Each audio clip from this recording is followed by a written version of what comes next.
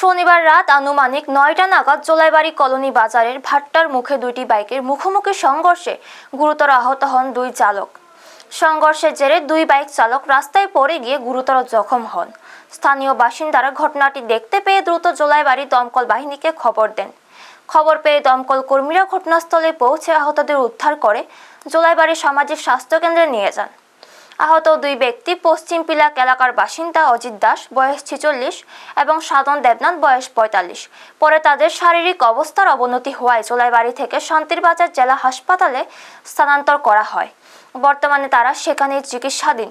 গত কয়েকদিন ধরে একের পর এক দুর্ঘটনার সঠিক কারণ জানতে তদন্ত শুরু করেছে জোলাইবাড়ি ফাঁড়ি থানার পুলিশ। ব্যুরো রিপোর্ট, নিউজ তৎকাল 24। দেখছি বলতে আমি দোকানের সামনে এদিকে আসছিলাম, তো এখানে বাইক অ্যাক্সিডেন্ট হয়েছে। এটাই আমি দেখছি। এরপরে আমি যাইতাম, ভাবছিলাম একটু হালকা আওয়াজ করছে। আওয়াজের পরে আমি যাইতেছিলাম না। এরপরে আমি বলছি না, দেখি কি হয়েছে। আচ্ছা, যাইয়া দেখি দুইজন নিজেরা লোক।